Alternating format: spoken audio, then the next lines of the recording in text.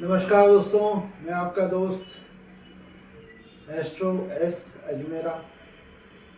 आज का विषय बहुत ही महत्वपूर्ण है। उम्र बढ़ती जाती है और विवाह योग्य जीवन साथी नहीं मिल पाते हैं। आजकल कई युवा और उनके परिवार इस समस्या से जूझ रहे हैं।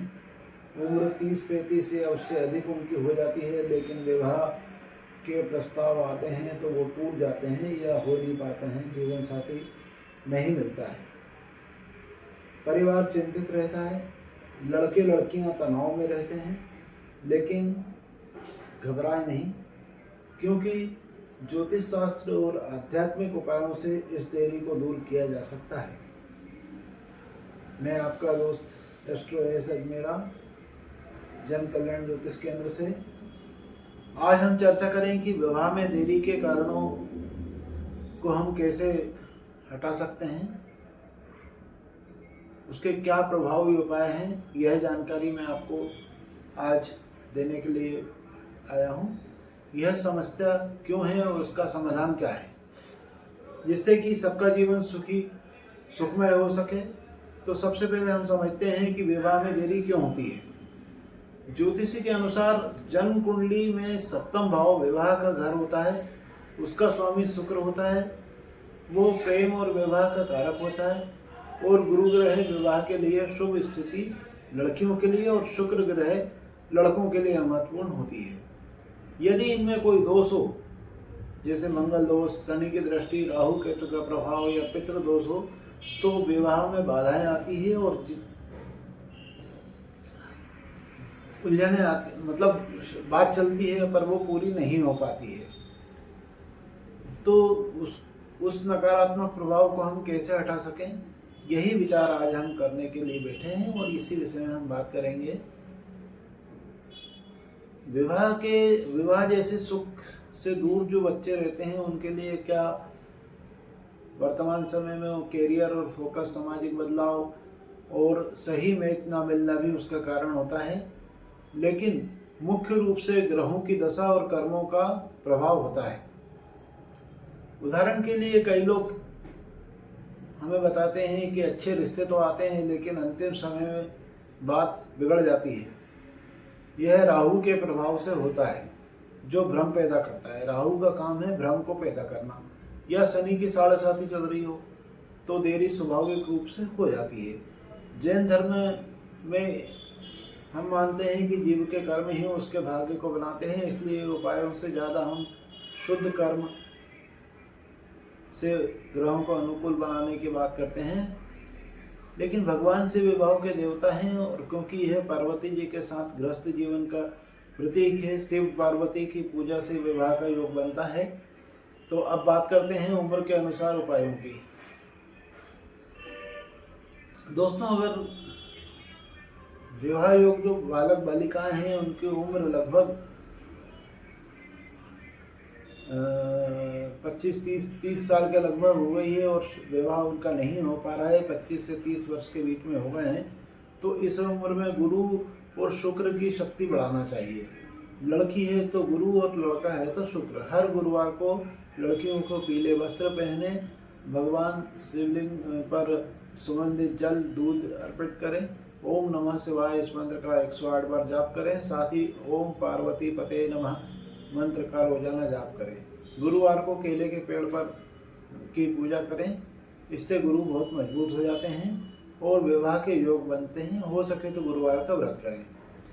यदि उम्र 30 से 35 वर्ष हो गई है, इस समय शनि और राहु का प्रभाव ज़्यादा होता है, तो गुरुवार को केले के पेड़ के नीचे या उसके पत्ते के नीचे 20-30 मिनट बैठकर आराम से ध्यान करें। ओम ब्रह्म बृहस्पति नमः मंत्र की 3 माला का जाप करें। गाय को गुड़ और रोटी खिलाएं।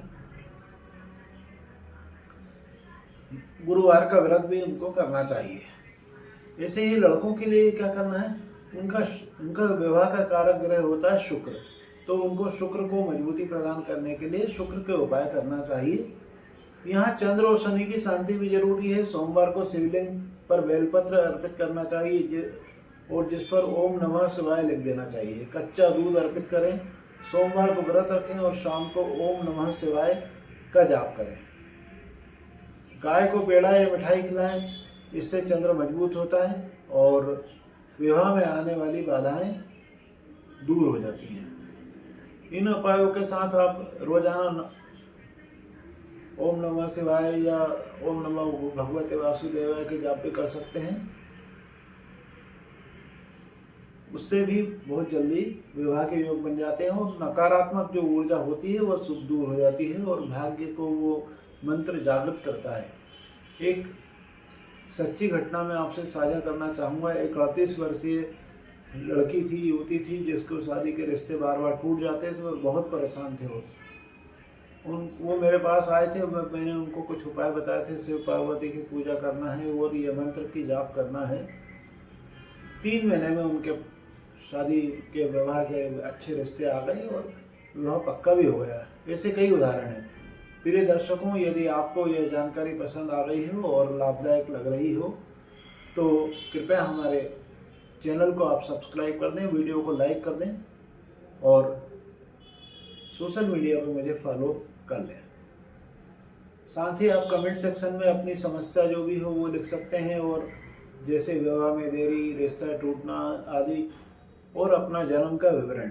जन्म विवरण में आप क्या लिखेंगे? जन्म तिथि, समय और स्थान ये दे दें। इससे मैं आपको आपकी कुंडली बनाऊंगा और उसका विश्लेषण करूंगा और आपके विवाह में बाधा क्यों आ रही है या रोजगार में जो भी आपका सवाल होगा उसके हिसाब से मैं विश्लेषण करके आपको उसका कारण और निवारण दोनों दे दूंगा।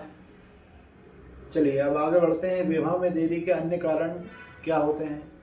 अन्य कारण में जैसे आप पितृदोष होता है। यदि पूर्वजों की आत्मा शांत नहीं है तो संतान को विवाह सुख में देर होती है, नहीं मिलता है, परेशानी होती है। पितरों के नाम से दान और मंत्र का जाप करना चाहिए। साथ ही मंगल दोष अगर हो तो मंगल दोष के लिए हनुमान जी की पूजा करना चाहिए या मंगलवार का व्रत रखना चाहिए। लेकिन अहिंसात्मक तरीके से भी कर सकते हैं आप। महिलाओं के लिए विशेष उपाय, पार्वती जी की पूजा करें, शिव पार्वती की पूजा करें। लड़के लोग शुक्रवार को सफ़ेद वस्त्र पहने ओम शुक्राय नमः का जाप करें। फल और मिठाई का दान करें। पुरुषों के लिए शिव पूजा अधिक प्रभावी होती है। दोनों ही हर हर महादेव लिखकर कॉपी में लिखते जाएं, जिससे उससे भी सकारात्मक ऊर्जा बन के और फिर विवाह के योग बनना शुरू हो जाते हैं। लेकिन कर्मों से इसे जल्दी में लाया जा सकता है। नकारात्मक सोच को अपन छोड़ेंगे, सकारात्मक रहेंगे और रोजाना प्रार्थना करेंगे कि सही जीवन साथी मिले तो हम ग्रहों के जो क्रोध होता है उससे हम बच सकते हैं, उनको बलि कर सकते हैं। उपाय करने से कर्म शुद्ध होते हैं और ग्रह अनुकूल तो हो ही जाते हैं।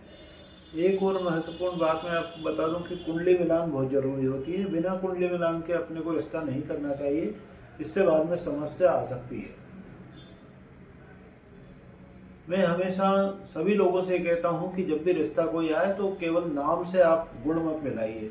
32 गुण मिल गए, 36 गुण मिल गए, ये कुछ नहीं है। कुंडली मिलाने से परफेक्ट जो है पता लग जाता है कि वर वधू की आयु कितनी है, स्वास्थ्य कैसा रहेगा, एक्सीडेंट का योग तो नहीं, बहुत सारी चीज़ें पता लग जाती है। तो आपको हमेशा कुंडली मिलान करना चाहिए।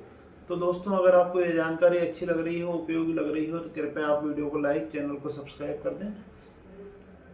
तो मैं आपका सहयोग हमें प्रेरित करता है।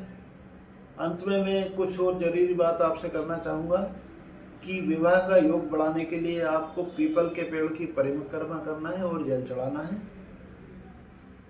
अगर आप जैन हैं और जैन विधि से उपाय करना चाहते हैं तो वो भी मैं आपको बता दूंगा। उसको किस तरह से अहिंसात्मक तरीके से क्या क्या उपाय कर सकते हैं उसमें भी मैं आपको सहयोग करूंगा। नियमित रूप से जाप करने से 40, 50, 90 दिनों तक 40 से 90 दिनों में आपको परिणाम मिलना शुरू हो जाते हैं। आपका विवाह शीघ्र हो, सुखमय जीवन बीते, इस आशा के साथ मैं आपसे विदा लेता हूं। आपका दोस्त एस्ट्रो शकल दजमेरा। नमस्कार।